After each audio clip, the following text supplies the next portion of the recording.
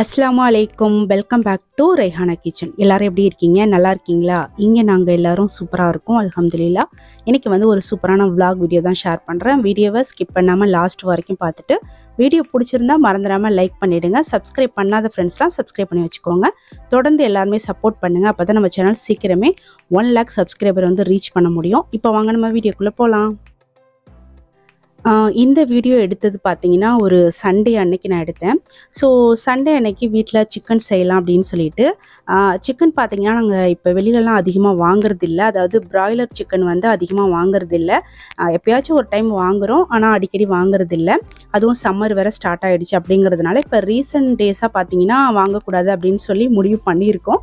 ஆனால் இந்த நோம்புலாம் அடிக்கடி வாங்குற மாதிரி தான் இருக்கும், பார்க்கலாம். பட் இன்றைக்கி வந்து பார்த்தீங்கன்னா நாட்டுக்கோழி தான் ஆக்க போகிறேன். இந்த நாட்டுக்கோழி வந்து முன்னாடி நாளே ஒரு வீட்டில் ஹஸ்பண்ட் சொல்லி வச்சுருந்தா, காலையில் போய் அந்த கோழியை வாங்கிட்டு வந்து அதை க்ளீன் பண்ணி கட் பண்ணி கொடுத்துட்டா. லாஸ்ட்டாக கொஞ்சம் மஞ்சத்தூள் மட்டும் போட்டு நல்லா க்ளீன் பண்ணிக்கோ அப்படின்னு சொல்லியிருந்தா.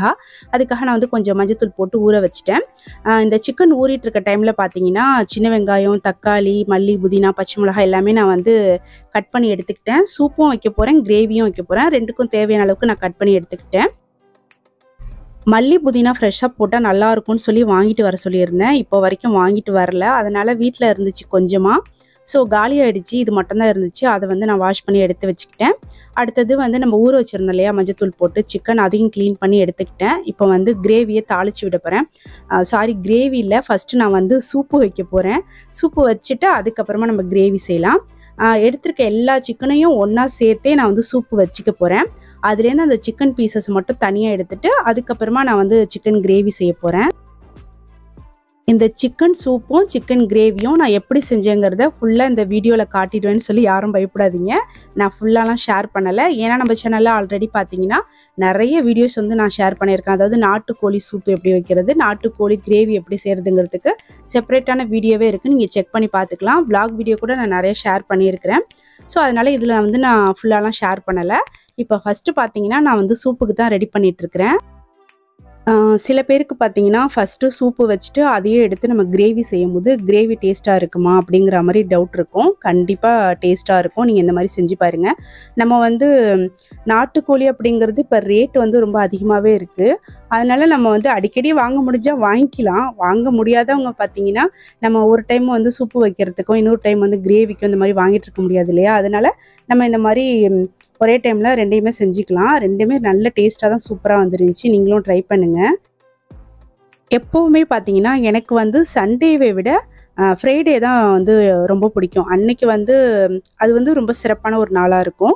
ஸோ அன்னைக்கு வந்து பார்த்தீங்கன்னா மற்ற நாளில் நாங்கள் வந்து நான்வெஜ்ஜி வாங்குகிறோமோ இல்லையோ, ஃப்ரைடே அன்னைக்கு கண்டிப்பாக வந்து வாங்கிடுவோம். அதே போல் அன்றைக்கி வந்து ஒரு குட்டி பெருநாள் மாதிரி ரொம்ப நல்லாயிருக்கும். அந்த டேவே பார்த்திங்கன்னா ரொம்ப சூப்பராக போகும். சண்டே வந்து நாங்கள் அந்தளவுக்கு வந்து என்ஜாய் பண்ண மாட்டோம். சாதாரண ஒரு நாளாக தான் இருக்கும். பட் இப்போ வந்து எப்படி ஆயிடுச்சுன்னா எங்கள் வீட்டில் பசங்க எல்லாரும் வேலைக்கு போனதுக்கப்புறமா இந்த சண்டே அப்படிங்கிற ஒரு நாள் தான் எங்களுக்கு வந்து எல்லாரும் சேர்ந்து இருக்கிற மாதிரி ஒரு சூழ்நிலை. அதனால பார்த்தீங்கன்னா ஃப்ரைடே மாதிரியே சண்டேவும் எங்களுக்கு மாறிடுச்சு. இப்போ சூப்பு ரெடி ஆகிடுச்சு. சிக்கன் பீசஸ்லாம் தனியாக எடுத்து வச்சுட்டு சூப்பை வந்து வேறு ஒரு பாத்திரத்துக்கு மாற்றிட்டு லாஸ்ட்டாக கொஞ்சம் மல்லி, புதினா, மிளகுத்தூள் சேர்த்துட்டு ஒரு கொதி விட்டு இறக்கி வச்சுட்டு நெக்ஸ்ட்டு நான் வந்து சிக்கன் கிரேவி செய்ய போகிறேன். சூப்பு பார்த்தீங்கன்னா ரொம்ப சூடாகவும் நம்மளால் குடிக்க முடியாது. அப்படி சூடாக குடித்தோம் அப்படின்னா அடிக்கடி விக்கல் எடுக்கிற மாதிரி இருக்கும். அதனால வந்து பார்த்தீங்கன்னா கொஞ்சம் ஆற விட்டுட்டு வெது வெதுப்பாக நம்மளுக்கு எந்த அளவுக்கு சூடு தாங்க முடியுமோ அந்த அளவுக்கு எடுத்து குடிக்கணும். ரொம்ப ஆற விட்டும் குடிக்காதீங்க. அடுத்து நான் இப்போ வந்து சிக்கன் கிரேவியை தாளிக்க போகிறேன். அடுத்து இந்த அடுப்பில் பார்த்தீங்கன்னா ரைஸ் வந்து நான் எப்போதுமே வடித்து தான் ஆக்குவேன். ஸோ ரைஸ் வந்து வடித்து விட்டாச்சு. இந்த பக்கம் வந்து சிக்கன் கிரேவியும் தாளிச்சிட்டேன். முன்னாடியை விட இப்போ என்னோடய லைஃப் ஸ்டைல் பார்த்தீங்கன்னா கொஞ்சம் சேஞ்ச் ஆகிடுச்சு அப்படின்னு தான் சொல்லணும். முன்னாடிலாம் வந்து வீட்டு வேலையோட எனக்கு தேவையான எனக்கு பிடிச்ச வேலையெல்லாம் வந்து டைம் ஒதுக்கி செய்வேன். இப்போ வந்து அதுக்கெலாம் சுத்தமாக நேரமே இல்லை அப்படிங்கிற மாதிரி தான் இருக்குது. ஃபுல் அண்ட் ஃபுல் பார்த்தீங்கன்னா ஃபேமிலியை வந்து பார்க்கணும், அவங்களுக்கு வந்து எல்லாமே செய்யணும் அப்படிங்கிற மாதிரி தான் போயிட்டே இருக்குது. முன்னாடிலாம் பசங்க வந்து சின்ன சின்னதாக இருக்கும்போது கூட நிறையா டைம் இருந்த மாதிரி இருந்துச்சு. இப்போ பசங்க வளர்ந்துட்டாங்க. ஆனால் இப்போ தான் நான் ரொம்ப பிஸியாகிட்ட மாதிரி இருக்குது. சிக்கன் கிரேவி வந்து ஓரளவுக்கு ரெடி ஆகிடுச்சு. லாஸ்ட்டாக கொஞ்சம் தேங்காவும் உருளைக்கிழங்கும் போட்டு இறக்கிட்டேன் அப்படின்னா, கொதிக்க வச்சு இறக்கிட்டேன் அப்படின்னா அது ரெடி ஆகிடும். சைடில் வந்து பார்த்திங்கன்னா கொஞ்சம் சூப்பு குடிச்சிடலாம் அப்படின்னு சொல்லிட்டு நானும் வந்து ஒரு கிளாஸில் ஊற்றிக்கிட்டு எல்லாருக்குமே வந்து ஊற்றி கொடுத்துட்டேன். இப்போ வந்து டைம் பார்த்திங்கன்னா ஒரு 12 மணி இருக்கும். அந்த டைமில் தான் சூப்பு வந்து எல்லாருக்கும் கொடுத்தேன். ஸோ சாப்பிட்றது எப்படியும் ஒரு 2 மணிக்கிட்ட ஆகும். அதனால் ஃபஸ்ட்டு சூப்பை கொடுத்துட்டேன். அதுக்கப்புறம் பார்த்திங்கன்னா சமையல் வேலை எல்லாத்தையும் கடகடன்னு செஞ்சு முடிச்சிட்டேன். அப்படி எப்படி பார்த்திங்கன்னா டைம் வந்து 2 ஆக போகுது. இப்போ எல்லாத்தையுமே எடுத்து அரேஞ்ச் பண்ணிட்டேன். அடுத்து எல்லோரும் உட்காந்து சாப்பிட்ணும். இன்றைக்கி வந்து தக்காளி பச்சடி சாப்பிட்ணும் போல் இருந்துச்சு எனக்கு. அதனால் கொஞ்சமாக நாட்டு சர்க்கரை சேர்த்து தக்காளி பச்சடியும் செஞ்சுருக்கிறேன். இப்போ தக்காளியோட ரேட்டும் ரொம்ப கம்மியாகிடுச்சு. அதனால் நிறைய வாங்கி வச்சுருக்கோம். என்ன பண்ணுறதுன்னு தெரியல. அதனால் இன்றைக்கி கொஞ்சம் தக்காளி பச்சடி செய்யலான்னு சொல்லிட்டு அது செஞ்சுக்கிட்டேன். ஸோ எல்லோரும் சாப்பிட்டு முடிச்சாச்சு. எப்போதும் போல் தான் சாப்பிட்டு முடிச்சுட்டு அதுக்கப்புறம் கொஞ்சம் நேரம் ரெஸ்ட் எடுத்துகிட்டு அடுத்து ஈவினிங் வந்து என்னோடய ரொட்டீன் வந்து ஸ்டார்ட் ஆகிடும். ஸோ இப்போ பார்த்துட்ருக்க வீடியோ பார்த்தீங்கன்னா ஈவினிங் எடுத்தது தான். அன்னைக்கு ஈவினிங்கே பார்த்தீங்கன்னா அம்மா ஊர்லேருந்து வந்திருந்தாங்க. ஊர்லேருந்து வரும்போது அவங்களோட பங்குக்கு அவங்களும் தக்காளி, வெங்காயம் எல்லாமே வாங்கிட்டு வந்திருந்தாங்க. சின்ன வெங்காயம் வந்து எனக்கு ரொம்ப பிடிக்கும் சமையலில் சேர்த்துக்கிறதுக்கு. சின்ன வெங்காயத்தை பார்த்த உடனே கொஞ்சம் ஹாப்பியாகிடுச்சு. அதுவும் இல்லாமல் பெரிய சைஸாக இருந்துச்சு. சீக்கிரமாக அதை தோல் உரிச்சிடலாம். அது மட்டும் இல்லாமல் கறி வடகம் போடலாம் அப்படின்னு சொல்லி ஐடியா பண்ணி வச்சுருக்கேன். தக்காளி தான் பார்த்தீங்கன்னா ஆல்ரெடி என்கிட்டயே நிறைய இருக்குது. அம்மாவும் வாங்கிட்டு வந்துட்டாங்க. நம்ம வந்து அதை வேஸ்ட் ஆக்கிடக்கூடாது. தக்காளி ஜாம் செஞ்சு ஃப்ரிட்ஜில் ஸ்டோர் பண்ணி வச்சுக்கலான்னு நினச்சிருக்கேன். பார்க்கலாம். அடுத்து அம்மா வந்து பசங்களோட ட்ரெஸ் எல்லாமே நிறைய இருந்துச்சு துவைக்கிறதுக்கு. அது எல்லாத்தையும் துவைச்சி போட்டுட்டு ஊருக்கு கிளம்பிட்டாங்க. அம்மா பைக்கில் தான் வந்திருந்தாங்க. கிளம்பிட்டாங்க. நடுவில் வந்து எனக்கு கொஞ்சம் உடம்பு சரியில்லாமல் ஆயிடுச்சு. அதாவது பைக்லேருந்து கீழே விழுந்துட்டேன்னு சொல்லியிருந்தேன் ஒரு வீடியோவில் கூட. அதனால் அம்மா வந்து அடிக்கடி வந்து என்னை பார்த்துட்டு வீட்டில் ஏதாச்சும் கொஞ்சம் வேலையெல்லாம் செஞ்சு கொடுத்துட்டு போவாங்க. என்ன இருந்தாலும் நம்ம அம்மா மாதிரி வராது இல்லையா? நமக்கு ஏதாச்சும் ஒன்றுனா அம்மாவுக்கு தான் ரொம்ப கஷ்டமாயிடும். அதனால் அடிக்கடி வந்து கொஞ்சம் இந்த மாதிரி முடிஞ்ச வரைக்கும் எல்லாம் செஞ்சு கொடுத்துட்டு என்னை பார்த்துட்டு போவாங்க. ஸோ அந்த மாதிரி தான் இன்றைக்கி வந்திருந்தாங்க. ஓகே, அன்னைக்கு வந்து அது வரைக்கும் தான் நான் வீடியோ எடுத்தேன். அதுக்கப்புறம் வீடியோ எதுவும் எடுக்கல. இது வந்து இன்னொரு நாள் ஈவினிங் டைமில் எடுத்தேன். இன்றைக்கி வந்து பார்த்திங்கன்னா நம்ம ரெய்ஹானோட ஸ்கூலில் ஆண்டு விழா இருந்துச்சு. அதை தான் நம்ம இப்போ பார்க்க போகிறோம். மதியானம் ஒரு 2:30 போல் ரெய்ஹானா ரெடியாகி ஸ்கூலுக்கு வந்துட்டாங்க அவங்க அத்தாவோட. அதுக்கப்புறம் ஈவினிங் ஒரு 4:30க்கு தான் நான் வந்து அங்கே ரீச் பண்ணேன். நான் வந்து அங்கே போயிருந்தேன். அதுலேருந்து தான் நம்ம வந்து இப்போ வீடியோ பார்க்க போகிறோம்.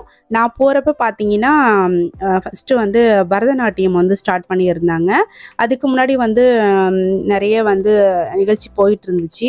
நான் போகும்போது அந்த பரதநாட்டியம் வந்து ஸ்டார்ட் பண்ணியிருந்தாங்க. அதுக்கப்புறம் வந்து குட்டீஸ்லாம் வந்து டான்ஸ் பண்ணிகிட்டு இருந்தாங்க.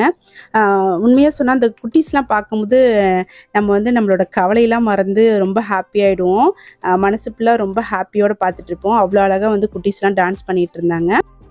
நம்ம ரெய்ஹானா வந்து ஃபஸ்ட்டு பார்த்திங்கன்னா டான்ஸில் தான் வந்து சேர்ந்துருந்தாங்க. ரெய்ஹானாவுக்கு வந்து கொஞ்சம் நடுவில் உடம்பு சரியில்லாமல் ஆயிடுச்சு. அதனால் ஸ்கூல் போகல அப்படிங்கிறதுனால நம்ம ரெய்ஹானா வந்து டான்ஸ்லேருந்து எடுத்துட்டாங்க.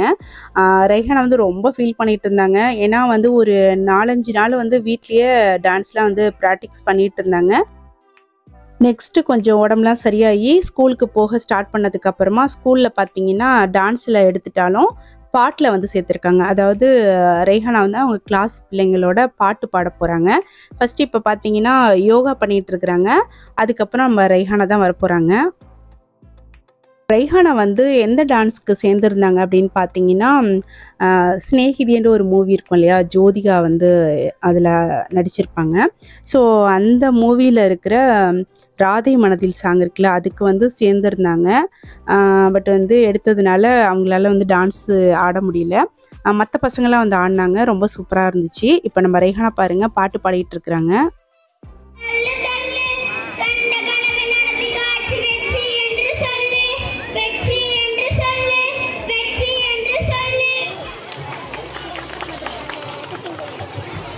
சிறப்பாக பாடிய மாணவர்களுக்கு பாராட்டுக்கள். போன வருஷம் இதை விட ரொம்பவே சூப்பராக நல்லா கிராண்டாக பண்ணியிருந்தாங்க. அந்த வீடியோவும் நான் போட்டிருந்தேன், நீங்கள் பார்த்துருப்பீங்க. போன வருஷத்தை விட இந்த வருஷம் கொஞ்சம் கம்மியாக பண்ண மாதிரி தான் எனக்கு வந்து தெரியுது. ஆனால் வந்து பார்த்திங்கன்னா கொஞ்சம் சீக்கிரமாகவே ஸ்டார்ட் பண்ணி சீக்கிரமாகவே முடிச்சிட்டாங்க. போன வருஷம் வந்து ரொம்ப லேட்டாக ஆணுச்சு. இந்த வருஷம் வந்து ரொம்ப சீக்கிரம் முடிச்சிட்டாங்க. சூப்பராக இருந்துச்சு. பசங்க எல்லாருமே செம்ம சூப்பராக வந்து டான்ஸ் பண்ணியிருந்தாங்க. அதுக்கப்புறம் ஒரு டான்ஸ் முடிஞ்ச உடனே வந்து எல்லாருக்குமே வந்து ப்ரைஸும் கொடுத்தாங்க. எல்லாருக்குமே வந்து உடனே ப்ரைஸ் கொடுத்துட்டாங்க. அதாவது டான்ஸ்லாம் பண்ணிவிட்டு லாஸ்ட்டாக தான் சில இடங்களில் வந்து ப்ரைஸ் கொடுப்பாங்க. இங்கே வந்து பார்த்தீங்கன்னா ஒரு டான்ஸும் முடிஞ்சதுக்கு அப்புறமா உடனே வந்து கொடுத்துட்டாங்க. போன வருஷம் மாதிரியே இந்த வருஷமும் நல்ல க்ரௌடாக இருந்துச்சு. நிறைய பேர் வந்திருந்தாங்க. வீடியோவில் உங்களுக்கு பார்க்கும்போதே தெரியும். அதே போல் இங்கே படிக்கிற பசங்களோட பேரண்ட்ஸ் அத்தனை பேருமே வந்திருந்தாங்க. அது மட்டும் இல்லாமல் இந்த ஸ்கூலை பொறுத்த வரைக்கும் இந்த ஊரில் இருக்கிற சுற்றி இருக்கிற எல்லாருமே வருவாங்க. அதனாலவே வந்து நல்ல க்ரௌடாகிடும். அதே மாதிரி பசங்களும் பார்த்தீங்கன்னா நல்லா சூப்பராக எல்லாமே யோகாவாக இருக்கட்டும், டான்ஸாக இருக்கட்டும், பேச்சியாக இருக்கட்டும், பாட்டாக இருக்கட்டும் எல்லாமே சூப்பராக வந்து பண்ணியிருந்தாங்க. எனக்கு வந்து டைம் போனதே தெரில. அந்த குழந்தைங்கள பார்க்கும்போது பசங்களையெல்லாம் பார்க்கும்போது அவ்வளோ ஹாப்பியாக இருந்துச்சு. ஸோ அதில் நம்ம பசங்களும் வந்து டான்ஸ் பண்ணுறதோ இல்லை பேசுகிறதோ பாட்டு பாடுறதோ இந்த மாதிரி ஏதோ ஒன்று பண்ணும்போது நம்மளுக்கு இன்னுமே ஹாப்பியாக இருக்கும். ஸ்கூலும் பார்த்தீங்கன்னா நல்லா சூப்பராக டெக்கரேட் பண்ணியிருந்தாங்க. அதில் பெரிய ப்ளஸ் வந்து இந்த மரம் பார்த்தீங்கன்னா நல்ல பெரிய மரம் அங்கே இருக்கும். அது ஃபுல்லாகவே லைட்டில் வந்து டெக்கரேட் பண்ணியிருந்தாங்க. அப்புறம் ஸ்டேஜ் எல்லாமே ரொம்ப சூப்பராக பண்ணியிருந்தாங்க. அதை பார்க்குறதுக்கே வந்து அவ்வளோ அழகாக இருந்துச்சு. அதில் அந்த குட்டீஸ்லாம் வந்து டான்ஸ் பண்ணும்போது இன்னுமே அழகாக இருந்துச்சு. அடுத்து இந்த குட்டி பொண்ணு வந்து செம்மையாக டான்ஸ் பண்ணுச்சு. கமான் பேபி அப்படின்ற ஒரு சாங் வரும் இல்லையா, அந்த சாங்க்கு வந்து சூப்பராக பண்ணுச்சு. அதுக்கப்புறம் இந்த பொண்ணுங்கள்லாம் பாருங்கள் செம்ம சூப்பராக பண்ணியிருந்தாங்க. அதுவும் ஒரே மாதிரி ட்ரெஸ் வந்து அந்த ட்ரெஸ்ஸே வந்து செம்மையாக இருந்துச்சு. அந்த லைட் வெளிச்சத்தில் வந்து பார்க்குறதுக்கு அவ்வளோ அருமையாக இருந்துச்சு. கலர் வந்து எனக்கு ரொம்பவே பிடிச்சிருந்துச்சு. எல்லாம் ஒரே மாதிரி வந்து ஃப்ராக் வந்து போட்டுட்டு சூப்பராக டான்ஸ் பண்ணியிருந்தாங்க. ஓகே ஃப்ரெண்ட்ஸ், இந்த வீடியோ பார்த்தீங்கன்னா இதோட முடியுது. வீடியோ பிடிச்சிருந்தா லைக் பண்ணி சப்ஸ்கிரைப் பண்ணி வச்சுக்கோங்க. நெக்ஸ்ட் வீடியோவில் பார்க்கலாம். அஸ்ஸலாமு அலைக்கும்.